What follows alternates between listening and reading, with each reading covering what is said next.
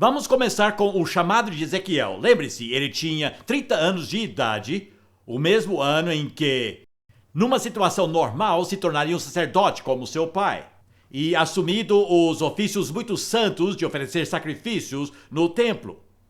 Mas agora está longe de casa, foi deportado lá para a Babilônia. E jamais poderia ser um sacerdote da Babilônia, porque lá não havia templo, não havia sacrifícios para serem oferecidos ali. E a propósito, foi lá que a sinagoga começou, substituindo o templo.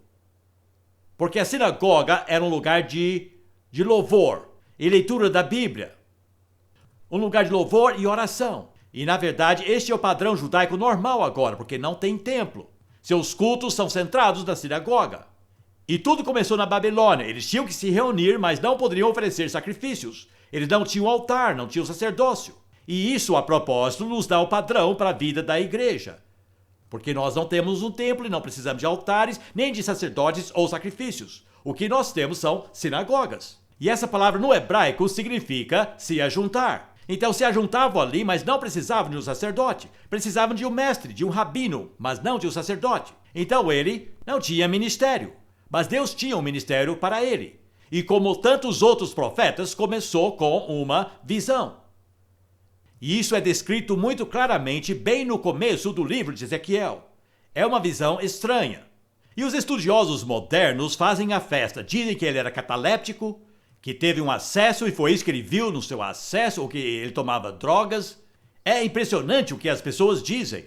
Mas com certeza era muito estranha a sua visão. Teríamos que ser um artista bem surrealista para poder pintá-la. Essa figura é muito pobre. Uma tentativa muito fraca de tentar representá-la. É só para ter uma ideia. Mas é bem fraca. Agora, a maior parte dá para entender, mas são as rodas que nos atrapalham, não é? E na verdade, muitos dizem hoje que na verdade o que ele viu foi um disco voador. Sabe, é ridículo as interpretações de algumas pessoas da Bíblia. Vamos ver algumas das características. Em primeiro lugar, havia 4 seres viventes. 4 seres viventes. E essas criaturas eram uma combinação de animais, humanos e anjos. Tinham anjos de um anjo. Alguns de seus membros eram membros humanos e outros eram membros animais. E essas 4 criaturas, na verdade, são símbolos da criação. Todos os seres viventes que Deus criou, sejam animais, humanos ou anjos. Essas são as 3 classes principais. E precisamos lembrar que os seres humanos não são o ápice da criação. Embora os evolucionistas jamais dizem isso. Jamais encontrei um evolucionista para me explicar de onde vieram os anjos. Não vieram dos macacos. Mas, na verdade, eles nem acreditam na existência de anjos. Mas todas as criaturas que Deus fez estão nessas 3 camadas da vida. Animais, humanos, que ele fez um pouco inferior aos anjos. Os anjos são superiores a nós, em força, em aparência, em velocidade e de muitas outras formas. Então essas 4 criaturas representam todas as criaturas que Deus fez. Nos 4 cantos da terra. E acima delas, ele vê o Criador no seu trono, majestoso, misterioso, coberto de glória. Essa é uma de suas palavras favoritas, glória. Mais tarde veremos como ele vê a glória deixando Jerusalém. E numa outra visão ele vê a glória retornando a Jerusalém. Mas aonde Deus está, há luz brilhante, resplendor, a glória. Há muito brilho. A glória do Senhor é uma frase bem chave. Quero que você se lembre disso. Porque quando veio o outro filho do homem, disseram acerca dele, nós vimos a sua glória. Glória como a do unigênito do Pai. Glória é uma palavra muito importante. Foi a glória que cegou Saulo de Tarsus no caminho de Damasco, queimando a retina de seus olhos. Glória significa resplendor, o brilho de Deus. A imagem mais perto disso é quando voamos acima das nuvens e vemos o sol brilhando por cima das nuvens. É a imagem mais próxima que temos, fisicamente falando.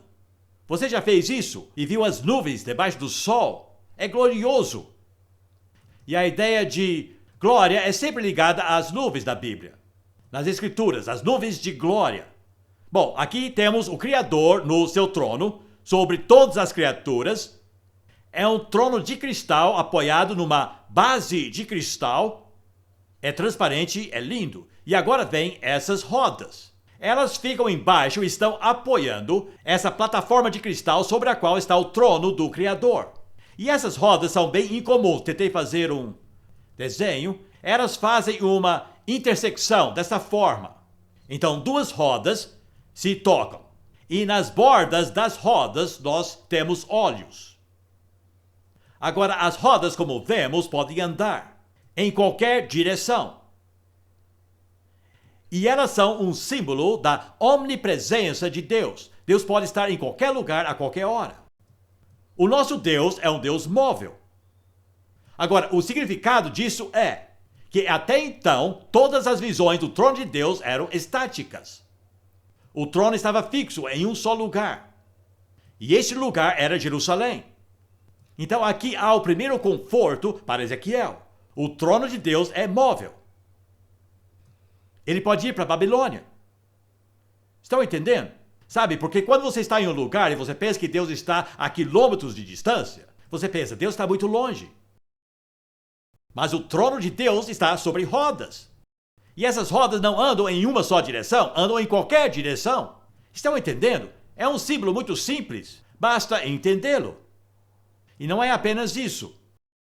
Mas estes olhos nos dizem que Deus enxerga tudo, em todos os lugares. E que Ele está ciente de tudo. Não importa onde você vai. Ele te vê. Seus olhos lhe seguem. Agora, tudo isso, na minha opinião, é muito simples e muito profundo. Não é alguém que está tomando droga, sabe? É algo muito significativo, mas não é a forma que normalmente pensamos. Mas é uma figura muito significativa. As criaturas, os quatro cantos da terra, os animais, os homens e os anjos. O Criador acima de todos eles, governando sobre todos eles, em glória. A mobilidade deste Criador. E neste trono ele pode estar em qualquer lugar. E ele enxerga todas as coisas. Não é à toa que Ezequiel ficou extasiado com essa visão e simplesmente caiu no chão. Esses dias me perguntaram, sabe? Um pastor em um seminário me perguntou o que eu achava sobre ser derrubado pelo Espírito. Sabe do que estou falando? E eu disse, sabe? Sim, é bíblico. Ananias e Safira foram derrubados pelo Espírito. E eu disse, se você quiser essa experiência, basta mentir sobre quanto você deu de oferta, e se seu pastor for igual Pedro, então com certeza será derrubado pelo Espírito. E ele disse, você está evitando a pergunta. E eu perguntei, mas o que você quer saber? E ele disse, bom, cair no chão. E perguntei, por que não disse logo de cara? Porque isso também acontece na Bíblia. Mas sabe, isso não é porque Deus lhe empurrou. Você simplesmente cai no chão. E eu disse, isso é muito bíblico. Ezequiel caiu muitas vezes no chão. Assim como Paulo caiu e assim como João caiu. Mas não foram empurrados. Não culpem o Espírito quando as pessoas caem. É uma reação humana à presença divina. E mais de uma vez, Ezequiel, quando confrontado com a presença divina, caiu no chão. E é interessante que vez após vez Deus diz, fique de pé, eu não terminei de falar com você. E também, uma outra coisa que diz, que o Espírito o colocou de pé de novo. Então não é o Espírito que te derruba, mas é o Espírito que te coloca de pé. Então eu creio em ser levantado pelo Espírito. Então eu creio que é completamente bíblico alguém que é confrontado pela presença divina caia no chão. Mas quando alguém faz isso, então eu creio que é obra do Espírito. Então foi isso que aconteceu com Ezequiel. Estou falando isso porque é impressionante o que as pessoas fazem com a Bíblia. Inventamos frases como ser derrubado pelo Espírito ou descansando no Espírito que não são bíblicas. E elas são sustentadas por conotações erradas. Sejamos bíblicos. E é bíblico cair no chão. E é bíblico ser levantado pelo Espírito. E foi isso que aconteceu com Ezequiel aqui. Muito bem. Deus lhe deu um pergaminho. E nesse pergaminho estavam escritas as profecias que ele deveria proferir. Tudo isso está na visão. E Deus disse, quero que você coma isso. E ele teve que pegar o pergaminho e comê-lo. E digeri-lo. Há um ponto aqui que é muito importante se você ensina a Bíblia para outros. Nós temos que digerir a palavra primeiro. Tem que se tornar parte de você. As pessoas sabem quando é apenas conhecimento. E também sabem quando é parte de você. Que você está vivendo essa mensagem, que você comeu essa palavra e está repartindo-a. Uma palavra que você digeriu. Então ele teve que comer. E embora fosse um pergaminho muito triste, que continha palavras de lamentação, palavras de tristeza e palavras de julgamento, foi doce ao paladar.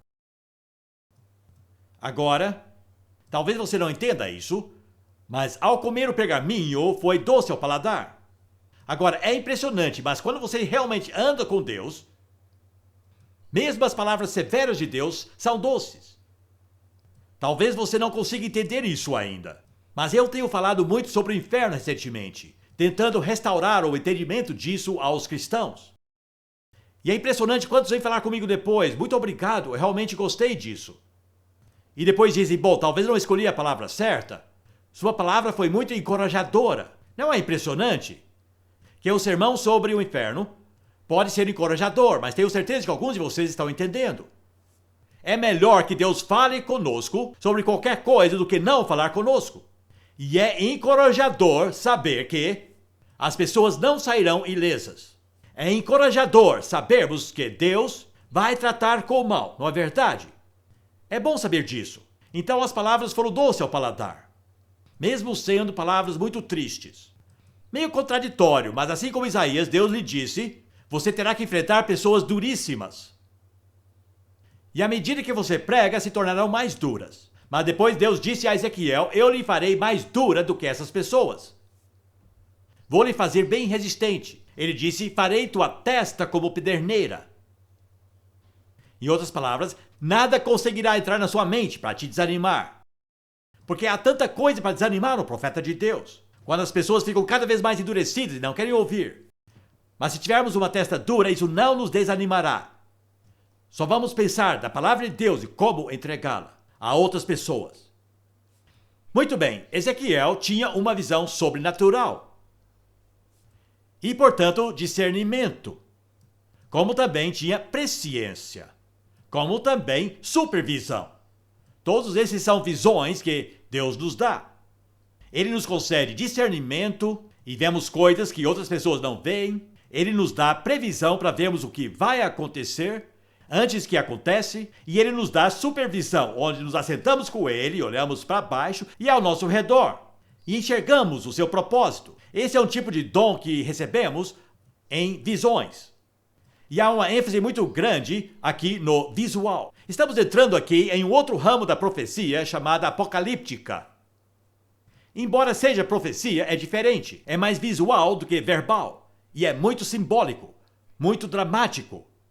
E o livro de Ezequiel é um exemplo muito bom da literatura apocalíptica da Bíblia. Daniel talvez seja o melhor. E no Novo Testamento, claro, o livro de Apocalipse, como o próprio nome indica. A palavra Apocalipse significa desvendar, descortinar. Então essas visões simbólicas que parecem muito complicadas ao lê-las pela primeira vez, na verdade descortinam o que Deus enxerga, para que você veja também. Esse é o significado de uma visão. E há duas dimensões da visão de Ezequiel que são incomuns. Quando não vem de Deus, são conhecidos como clarividentes. E na verdade a clarividência existe e vem do diabo. Isso é a imitação do diabo, da visão que vem de Deus, que podemos receber. Ezequiel, por exemplo, enxerga coisas acontecendo em Jerusalém quando está a quilômetros de distância, na Babilônia. E os estudiosos modernos não aceitam isso, então eles dizem que ele voltava sempre para Jerusalém para ver o que estava acontecendo. Os estudiosos modernos são tão céticos sobre o sobrenatural que não conseguem lidar com isso. Não conseguem entender como alguém que estava na Babilônia poderia ver o que estava acontecendo em Jerusalém. Mas Ezequiel, pelo Espírito Santo, conseguia ver. Por exemplo, houve uma ocasião, enquanto ele pregava na Babilônia, ele viu um homem cair morto. E só ficou sabendo semanas depois que o homem realmente morrera em Jerusalém. No momento exato em que ele o vira cair morto, estava profetizando sobre Jerusalém. E disse, vi um homem cair morto. E foi exatamente isso. Foi confirmadíssimo. Algumas semanas depois receberam notícias.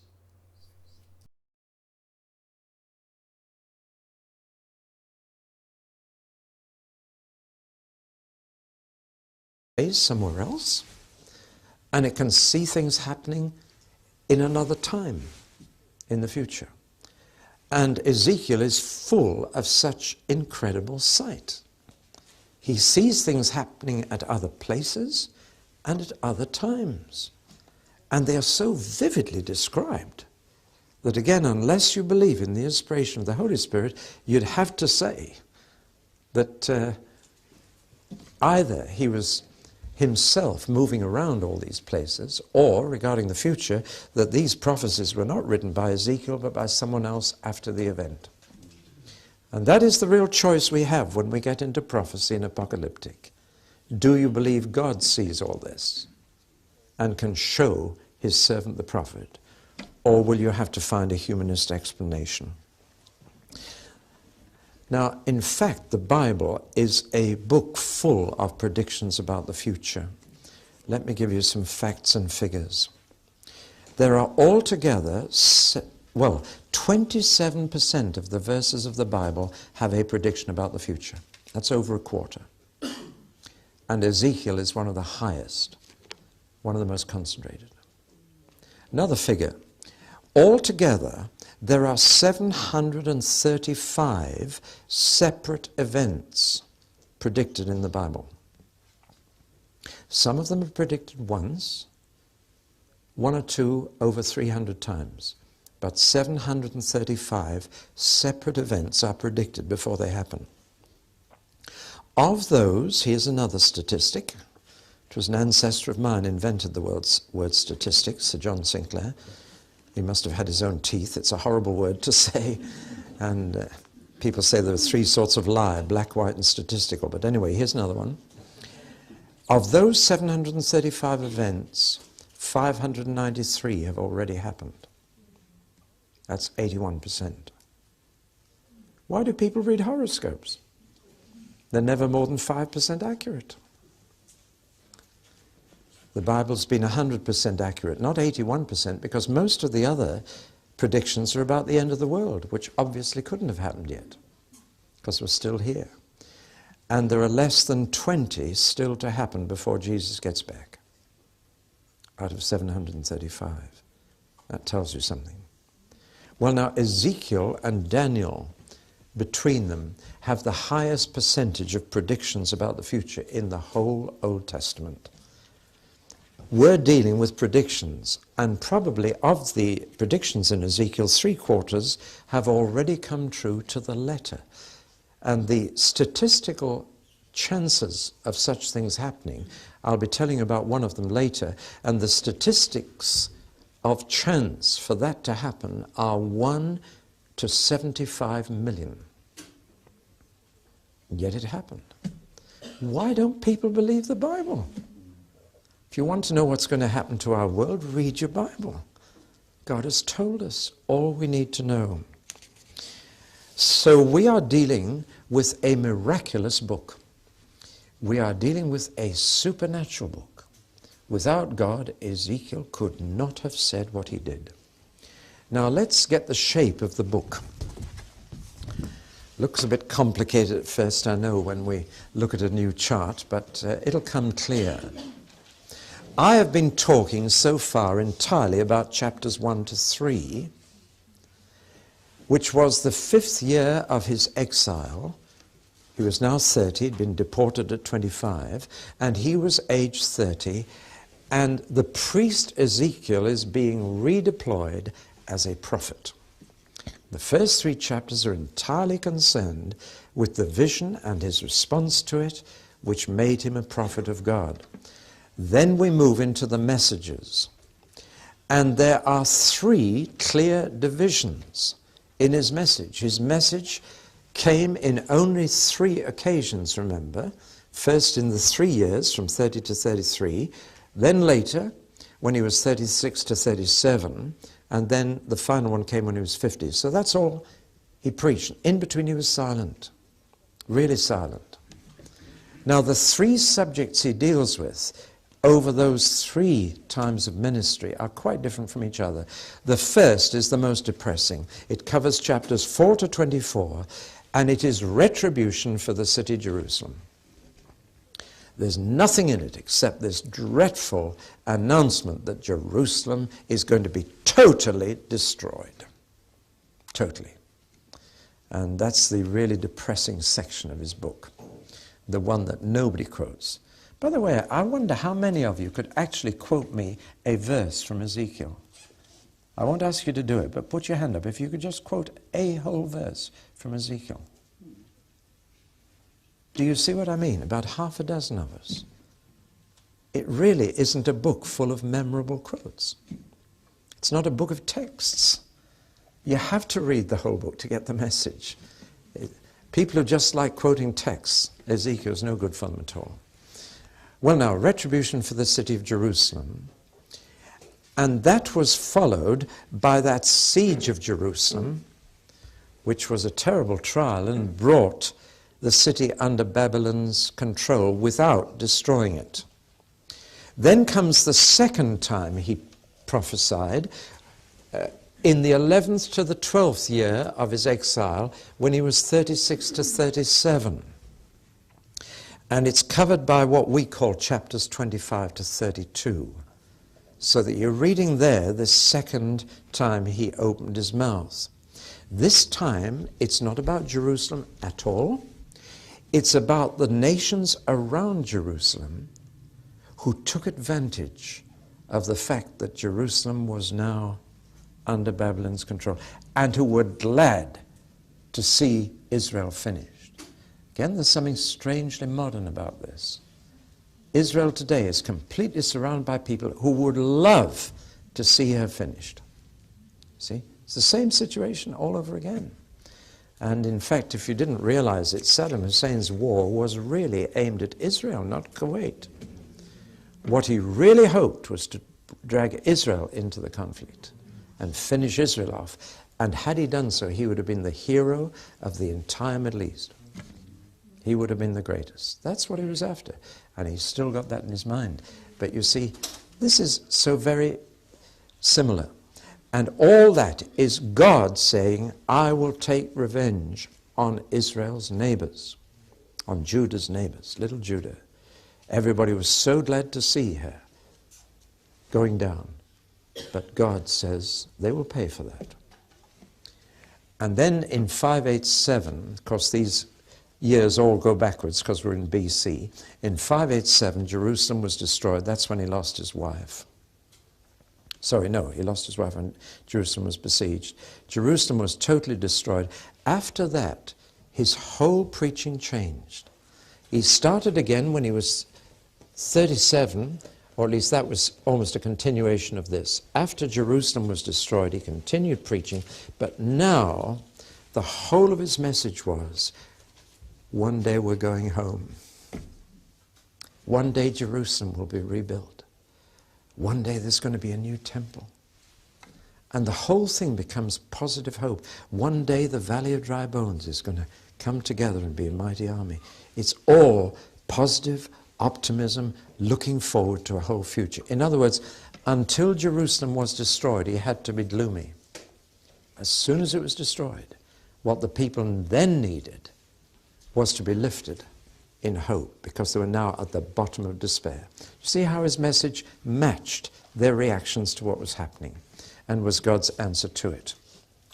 And the final chapters he didn't give till he was 50 years of age, so he waited another 13 years when God didn't allow him to open his mouth. And then when he was 50, God said, I've got one last thing you can tell them. And those chapters 40 to 48 talk about the restoration of the temple in Jerusalem. I'm going to show you architectural plans and drawings of that amazing building, done by a Jewish architect, and you will see them. Now there's one other thing on this chart that you may have noticed I've missed out. There is one phrase that comes all the way through his prophecy. Then you will know that I am the Lord. If you underline it, I did make a note of how many times it comes in my Bible. I was astonished how often that phrase comes. Let me just find it for you. 74 times. 74 times. Only one word changes. In the first section, chapters 4 to 24, it's always then you will know that I am the Lord. Then you will know that I am the Lord. But when he moves to the second section of God's revenge on the neighbors of Judah, it is then they will know. Then they will know that I am the Lord. And when he goes to the good news of the return from exile in Babylon, it's then the nations will know that I am the Lord. In other words, when God brings the Jews back to the Middle East, the whole world knows that God is the Lord. See? And that has happened in your lifetime and mine. And the whole world knows. See? Because humanly speaking, it was absolutely impossible to re-establish the state of Israel. It should have been swept into the sea in 1948. I remember being on the Golan Heights with an Israeli major right at the end of the 67 war. And I said, how did you get up here? I saw all the Russian guns pointing down at the kibbutzim. I said, how did you get up here? Do you know what the major did? It was right at the end of the war. There were bullets still flying. We had to be careful. And he just went. And that was his answer. You see, when Israel comes back home, then the nations will know. See? Now that's the key phrase. It means, do you want to be sure about God? Then just watch what God does. Then you will know. You see, God is not just a little domestic God who helps you with your personal problems. God is in charge of history. God moves the nations around. And if you want to see God most clearly, you don't see in what he does with China or India, you see him most clearly in what he does with Israel. What he does with his people. That makes it clear. See? Then you will know. So, it means that first of all, the people of Israel were not very sure of God here. Then you will know. And it means the neighbors of Judah were not very sure that the God of Israel existed. Then they will know. And this means that the whole world was not very sure whether there was a God. Then the nations will know. So we've got the key. Let's just run through the sections. Retribution for the city of Israel. Do you realize that when the place was taken by the Babylonians and they deported the top of society but left the city standing, the people of Judah said, well, it isn't as bad as Jeremiah made out. See? It's not as bad as the prophet said it would be. We've still got the city. See? Now, God had said, I will destroy the city. But in fact, it still existed and it still had Jews living in it. Agreed that they were under a foreign power, but they still had the city. In other words, it's not quite as bad as we thought. The prophets were wrong. That's why Ezekiel said, when Jerusalem is totally destroyed, then you will know that I am the Lord. Do you see? That's the background to that first section. The people thought it wasn't going to be as bad as the prophets said. Oh, well, these prophets, you know, they're always doom and gloom. They're always depressing. They're always exaggerating. That is a very common criticism of prophets. They exaggerate. It won't be as bad as they say it will be. And Ezekiel says, it will be as bad. Then you will know that I am the Lord. So this section was done, you see, before Jerusalem had fallen. And after the Babylonians had been.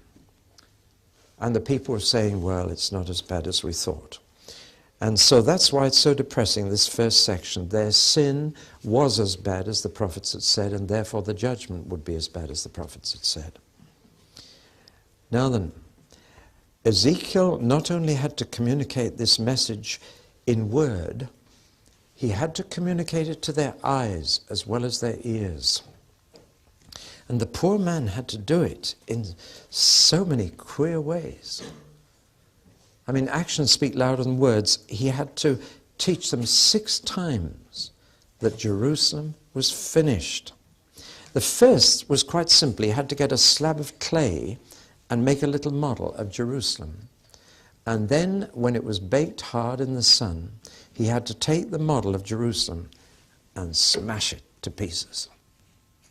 He did that in total silence. And they watched him. What's the old prophet doing now?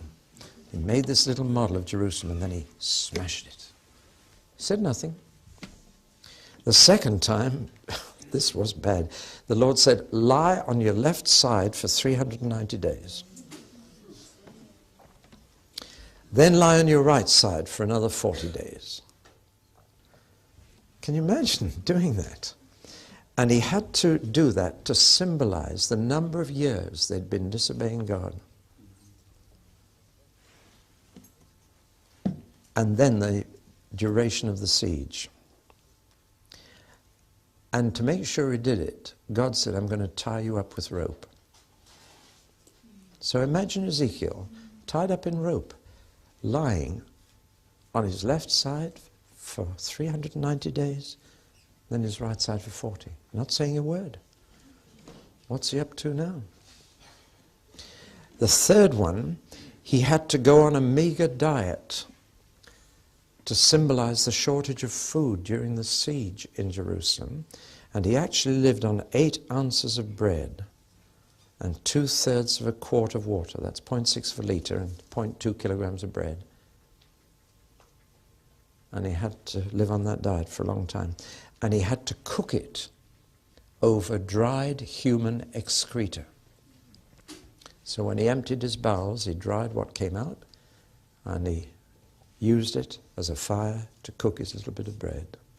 He said things will be that desperate in Jerusalem.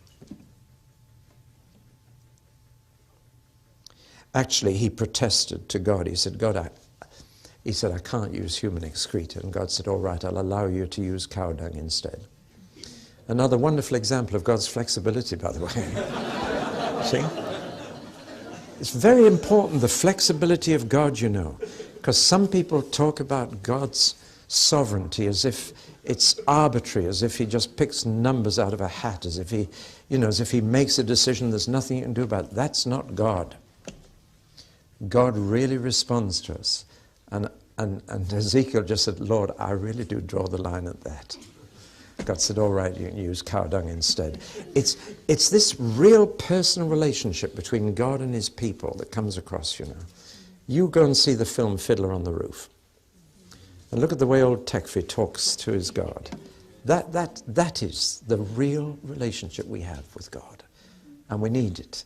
It's a living relationship. You can persuade God to change his mind. Isn't that good? Isn't he a wonderful God, even to listen to us? Well, the next thing, he had to shave his head and his beard. So he shaved off his beard and he shaved his head, and then he put the hair in 3 piles. And he burned part, and then he burned the second and stuck a sword in it, and then he took the third lot and he threw it up into the air and it scattered to the winds. So that's what's going to happen to the people of Jerusalem.